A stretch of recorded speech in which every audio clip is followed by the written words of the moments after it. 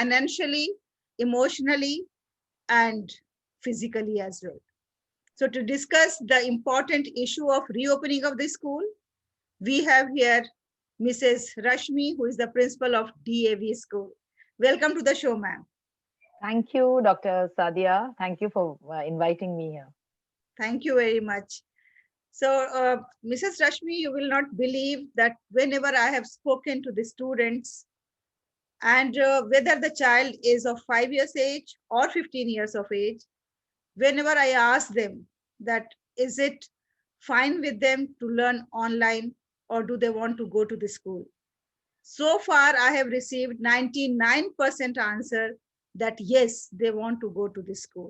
They want to meet with the children. They want to mingle with them. They want to enjoy with them. They want to play. They want to have fun. They want to see their teachers. Even KG children told me that they want to hug their teachers. They want to touch them. They want to see them. And they miss their schools very badly.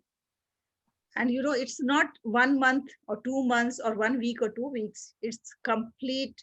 We are One going to year. complete 1 year now, the full session. What is your experience during this period of time as far as children's emotional attachment with the school is concerned?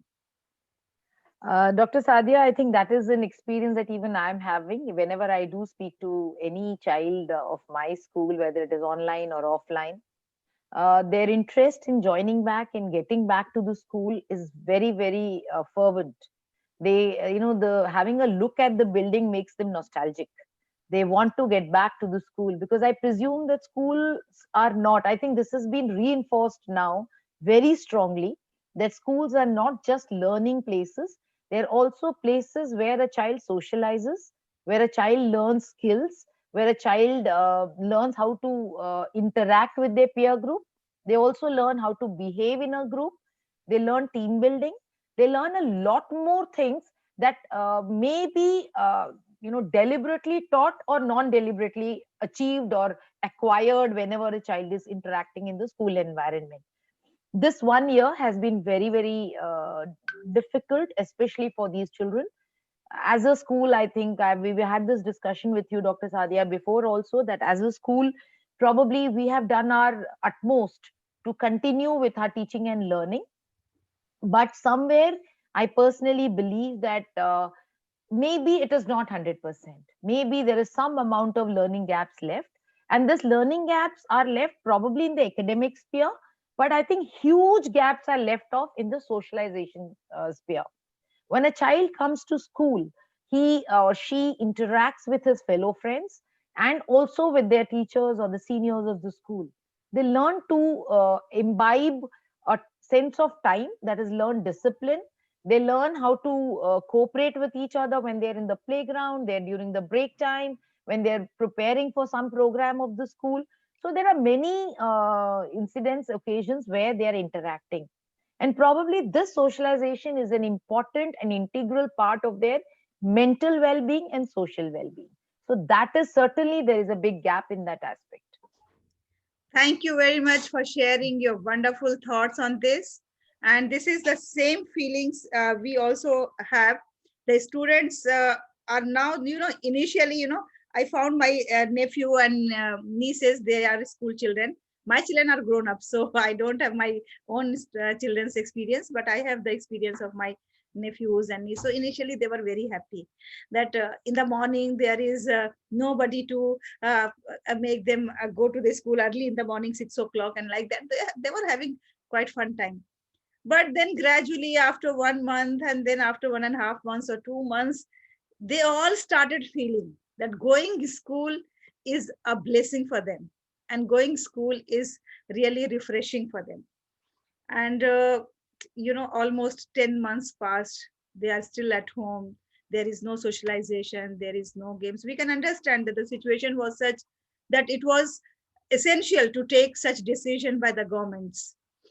But now I think there are other aspects of this decision of closing the school and not opening the school, because many schools are suffering because of that. The parental mental status, they think that schools are not opening, so they are not able to pay the fees, like they are not ready to pay the fees. they are very adamant that once the school will reopen, then only we will pay the fees when the children are going and learning face to face. So how long the teachers and the management, budget school management are going to suffer, because it's not only the matter of 1 month or 2 months, now complete 1 year they are going to complete without sufficient collection of fees. So, Mrs. Rashmi, I just want to have your opinion on this, that we have seen some of the states have started this school while others have not started yet. So, as educationists, what do you think? Is it the high time to start these schools, reopen the schools? But still we have to wait. Actually, Dr. Sadia, this is a very delicate situation because here we are talking about an illness which can prove fatal. So Mhm. it is a very, very sensitive issue, and it is something that needs a lot of confidence building on the part of the parent. The child and the parent have to be confident that when the child goes out, the child will not be exposed or will not be in danger. So for that, what is required is that schools have to be prepared, in a physical manner, in such a way that some kind of social distancing and some kind of norms that are allocated and has been laid down by the government can be followed. The COVID regulations can be followed.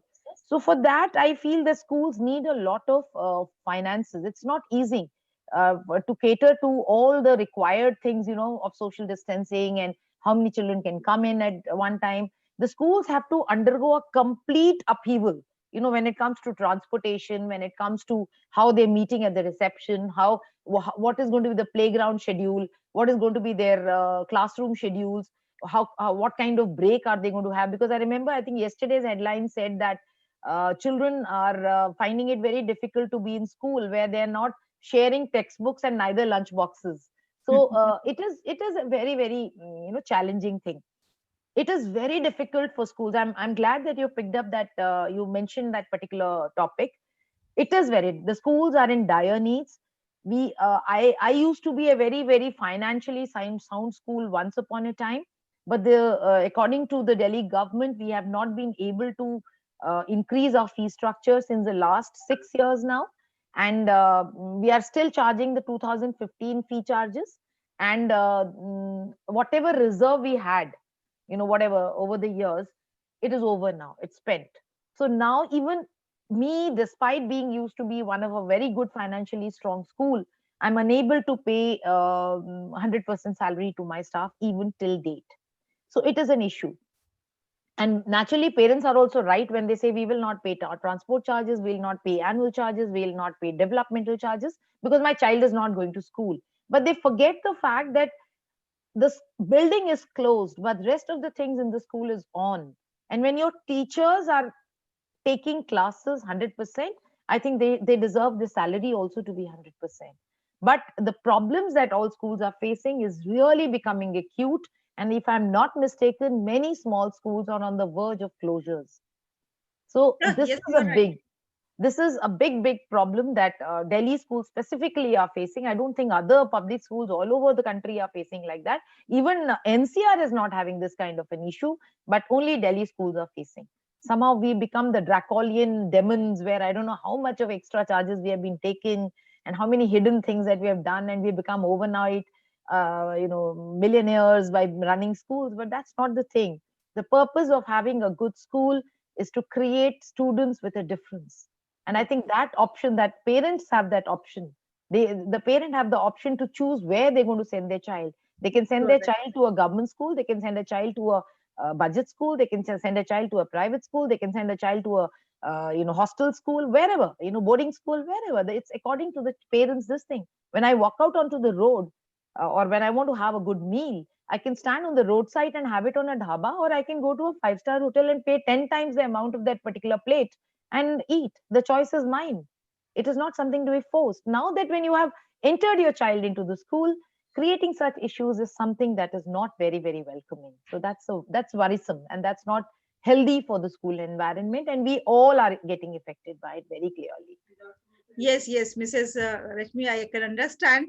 I have seen many schools being shut during this period of time because they are unable to pay the amount to the teachers. They are unable to manage the school's expenses. That is the main reason why the schools are closed. Right, right, bilkul. That is, I mean, many schools are getting closed and they are facing, all schools are facing problems now. And secondly, the Okay. many budget schools, they are requesting the government, they are going to request them about for the reopening of the school, then about the nursery admissions, then for the reimbursement of the EWS category children, and all these issues are there. But I think why I No, have there raised was this an issue. appeal. There was an Yes, appeal for the reimbursement of the EWS funds. And then we got a letter from DOE saying that we can give it to you only if you give proofs that you have given uniform and books to all parents. And I, as a school, I mean, we have been from 2009, we've been having EWS.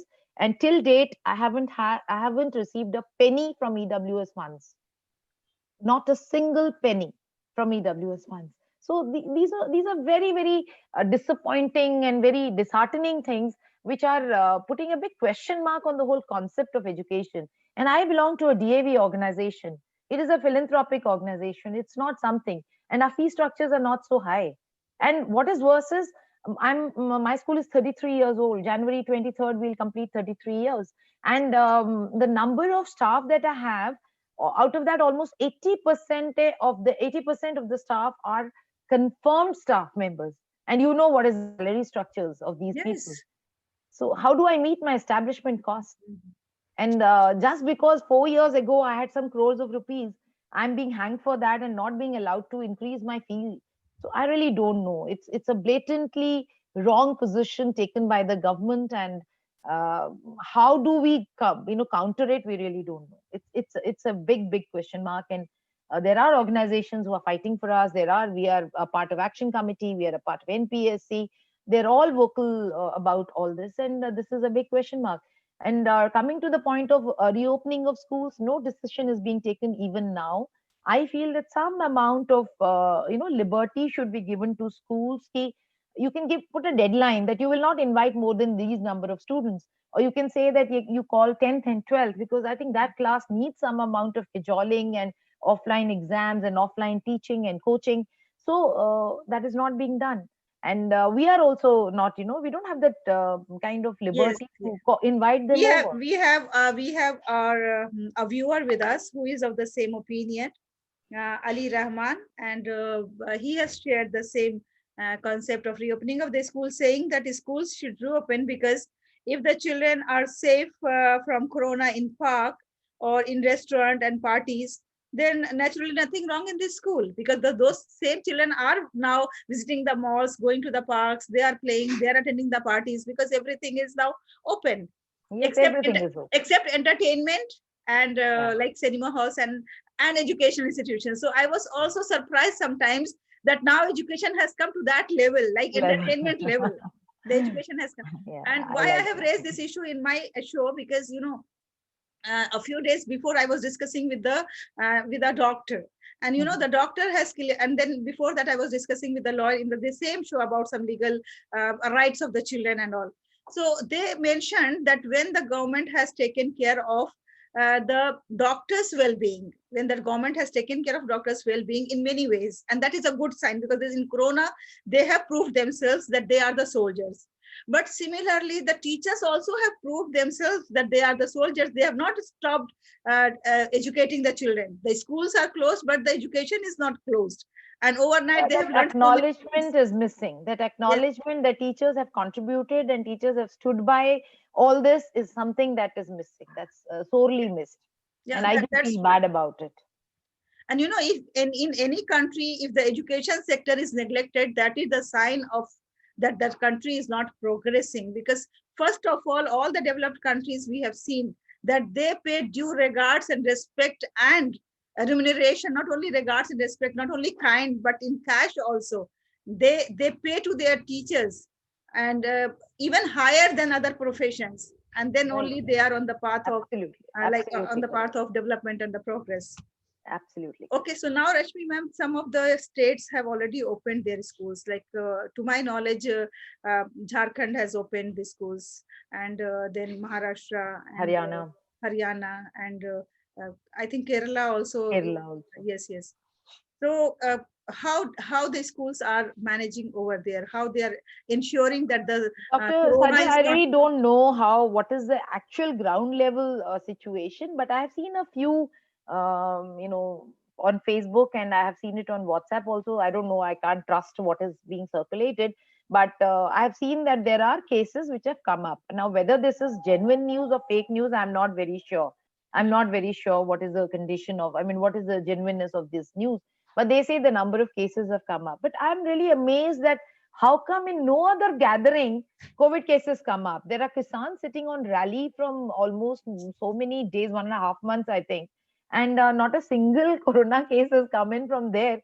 But the moment students go to school, these cases come up. When COVID, according to what we have heard about COVID, is it rarely affects children below 16 years. It's very rare cases. Only comorbid cases get affected when children are below 16 years. So I really don't know how that happens, but yes, many schools are opening, and they have been brave enough to open their schools. And I think those schools who are open, only when, I personally believe that only when we open schools, then only will that challenge be taken up. I'll put up a small example in front of you. If you remember, during the corona days, when it was very scary to come out of the house also, that's when we closed schools on 19th of March. Our schools were in the middle of CBSE exams. Our schools were also centers for evaluation. And we had to lock down everything and just go back home. That was the situation. Then CBSE realized that something has to be done, and some improvement has to be done, or somehow the checking. So then we were asked to send the answer papers to people's houses for checking. And then there was a second phase when we had compartment exams. And then there was compartment checking, which was done offline. I was a center for checking for 2 subjects in my school, and we did it. Now, with precaution, all this was taken up. Right? So if schools are given, what I mean to say by giving this example is that if schools are given the responsibility of being cautious and careful, I'm sure schools will do that. So I think it is onus lies on the government, onus lies on the stakeholders to create that kind of a do's and don'ts list, and to give it to instructions that has to be given. We have created our own SOPs also for schools in order to be able to open them. If we are allowed to open, we'll be following those SOPs, and we'll be starting our schools as conveniently as possible. Yes, you are right, because the in other countries, like to my knowledge, in Singapore, the schools were never closed, and they have developed that mechanism that they can ensure that social distancing is maintained. Then they have like one day a few classes are coming, and one day a few roll numbers are attending the classes. Yes, there are many. Students. We Yeah, can there are call many students ways. in a staggered manner. We can have some kind of every school has to have their own SOPs somewhere. I might be having 4,000 children. I can't call them all of them in one go. So I'll have to plan out something where I can call a particular class on a particular day. My teachers will come so that is, every school has to plan according to their convenience. It has to be absolutely as per the needs and requirements of this thing. It should suit the school's need. So that has to be done. So only if a plan comes into position that yes, we are going to open schools, then only we'll sit with our think tank and start working on the procedures, how we can put it into the best ordered format. Yes, yes, you are right. I have seen some of the schools like having the big posters, keep social distancing, and then they have the queues or having the distance and this type of things. Because I have contacted some of the states that how they are managing the children in the classes. So very, very beautifully they have developed that culture, because by this time the children they themselves are very scared. Yes, And yeah, now they understood, even the smallest child of the house understood that how they have to fight with corona, how they have to sanitize themselves and then wash their hands, and having the mask on every time, and then maintaining social distancing and all these things. And if schools are going to emphasize on this again and again, it's going to be their habit. And then now I think it is a big loss for the country if we are not reopening of the schools, and then our children are, if they are saying that the schools may not be able to have social distancing, and there are chances of like having this disease. But when we have switched over to online teaching, 60% people are still struggling for that. Because Yes, our yes. country, the people who are in the rural areas, the people who don't have the connectivity of internet, the people who don't have the gadgets, they are not at all learning. The children whom we all have, like I'm associated with the NGOs and we work for the rural areas and all. So how difficult it is to get any child into the school. And now full 1 year the child is not there in the school, so they are having gala time, they are enjoying themselves, because earlier also they were not aware of the importance of education. Now they have got the reason for that, that And it will be why very difficult getting back. Whenever we do get them back to school, it's going to be a big challenge again for the schools, because they have forgotten the basic manners. They've forgotten the way, the norm of listening to a bell and working according to it, coming to school on a particular time. These days, when we have a class at 8, I see them snuggled up in their blankets and in their rajais, and they're sitting and attending a class. And 7:40, 35, 40, my gates used to be closed, and all children used to, right from the 3 plus to the 12th class child, they used to be in school. And in winters, okay, fine, another 5 minutes, but not more than that. And they used to be disciplined. Before 7:45, everybody was inside and used to have assembly. 7:45 is a far cry now. I don't know whether they'll be in a position to come back to school at this time any longer or not. It's going to be a big difficult thing when they ultimately finally open. But right now, I don't see any scenario. And our government, I think it was in the month of November, they said till July we're not opening schools, and they're sitting quiet after that. There is no discussion on it. I heard somewhere that there was a meeting regarding it, but I don't know, outcome has not come to us as yet, so let's wait and watch. So we have Iqra with us, and Iqra is saying that teacher और students के साथ जो एक emotion का relationship होता है, वो बिल्कुल miss हो गया है. Like Bilkul, yes, bilkul. I when agree, Ikra. I agree with what you're saying. It is totally gone. And children are depressed. Many children are facing anxiety. And I think even if you look at the data, I was listening to, I'm forgetting the psychologist's name. I think Jitendra Nagpalji was there and somebody else. I was in one of the shows, and he was saying that the levels of, the percentage of people suffering from anxiety has gone up. And I was also listening to Aruna Brutaji a few days back, and she also says the level of anxiety that has gone up among children is unprecedented. So this is something to be worried about. To be, we have to think about these aspects also. yes, ma'am, you are right. And what is the like parents' role? I'm surprised that the parents are not bothered at all. The voice should come from the parents now. That school is the birthright of a child. Education is the birthright of a child, and the schools should open by this time. But I Maybe don't. Where parents are they? are worried. Maybe parents are worried that if my child comes to school, the school will start demanding some money for that, extra money other than the tuition fee. Maybe that is the fear. But it should not be so. For us, the child is more important than anything else. We all know that ultimately, someday the corona thing has to normalize, and we have to get back to our lives.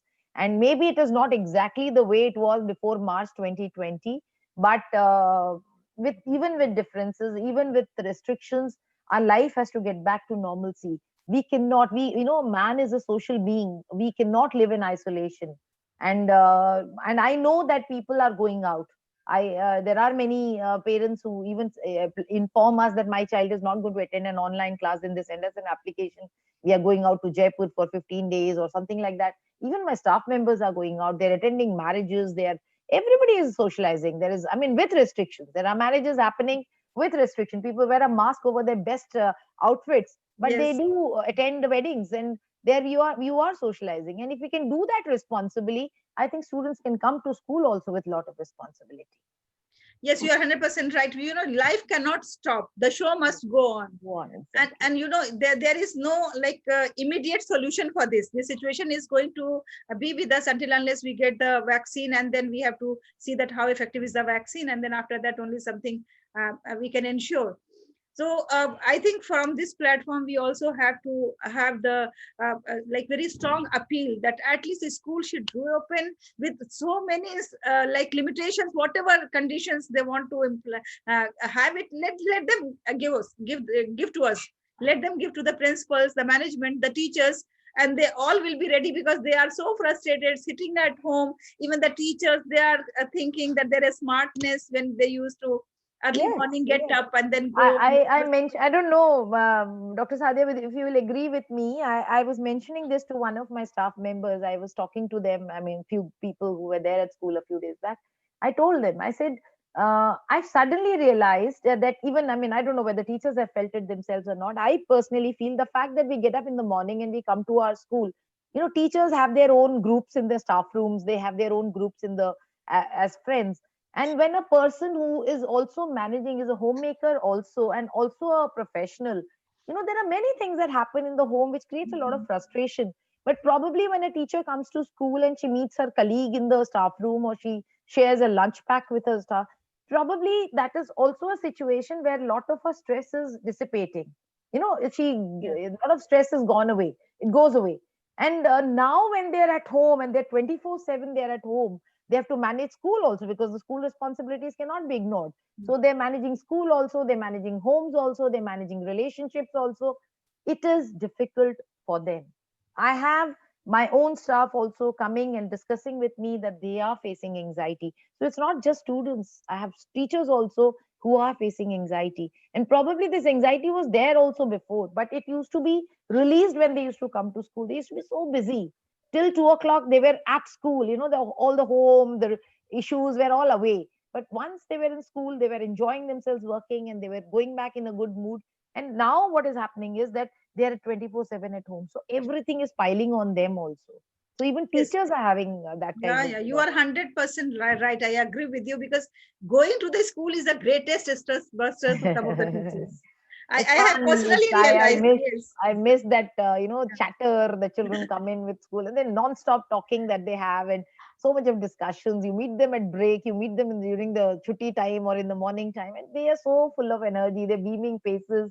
I really miss them. I don't know when will things normalize, and it's going to be very difficult. And we are all desperate that it normalizes too. Yeah, let's pray, and let's continue our efforts to Right. raise our voice for reopening So of the you school are now, doing a because this is the wonderful high job. time. You are doing a wonderful job, Dr. Sadia. I think you become a spokesperson for all of us. I mean, my view would not have counted, but because you've called me on Zahane Man, I think many will listen to what I'm saying, or they might hear out what I have to Yes, yes. say, and I think that makes a difference. Yeah, yeah, sure, sure. Thank you very Appreciable much. work. Thank you very much for sharing your wonderful ideas. And then Thank you. we have Aisha Hamid with us. Thank you, Aisha, for watching and agreeing to our discussions. And we have many others. So thank you very much. And Thank you. I hope that we are going to meet now next time in a good mood, and school will reopen. I And was let's very hope much hopeful. offline. Let's Yes. meet offline. Yes, sure. Let's meet offline now. That will be Yeah, wonderful. yeah, That will be yeah. wonderful. We'll have that touch. You know, we can hug each other and we can say hello to each other. So let's meet for that. Let's look forward to that. Fingers crossed that Yes. somebody up there is listening to what we want. Yeah, Thank you thank you so much, very Dr. much. Sadia. Thank you very And much good for being evening with again. us. And Thank my you. dear viewers, thank you very much. And please let us all raise our voice that schools should reopen. This is the high time, because now we cannot afford to be at home sitting, and then we cannot see the teachers and the children is struggling for going to the school, and then emotionally setback is there. So all these things are going to be solved once the schools are reopened. So my dear government, my dear officials, please listen to us, and please think something about the children and think something about the teachers. Thank you very much for watching us. Thank Take you. care and Thank you, Dr. Sadia. Thank you so much.